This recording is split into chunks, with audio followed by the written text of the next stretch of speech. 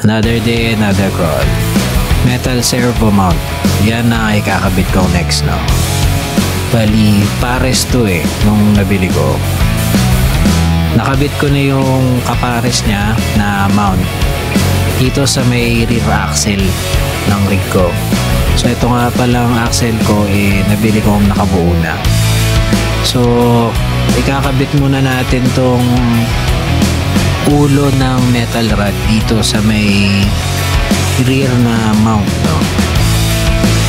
Meron ako ditong nut na binili para makabit ko yan kasi walang kasama sa package. So itong screw halfway sinaksak ko muna dito sa may mount para ma-shoot ko yung ulo ng metal rod.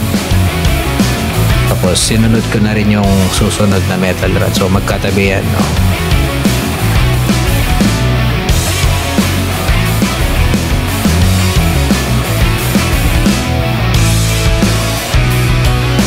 At dahil yung nut ko hindi lock nut, kailangan ko nitong thread locker. So konti lang, lalagyan lang natin ng konting thread locker yung dulo para siguradong hindi kakalas tong nut na nabili natin.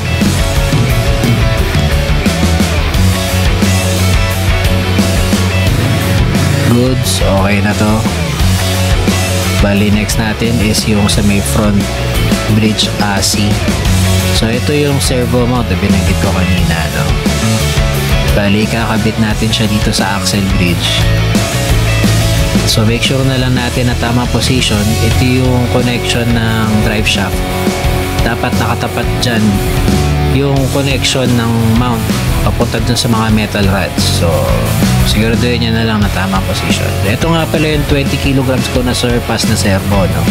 Nagpalit ako mula dun sa 12 kilograms na Neve RC. So kung mapapansin ninyo, no, mas malaki yung 20 kilograms na servo. Kaya kinailangan ko nitong servo mount dahil mag-fit siya dito kasi hindi siya fit dun sa stock o yung plastic na servo mount. So kakabit muna natin tong bracket o yung attachment ng servo doon sa servo mount.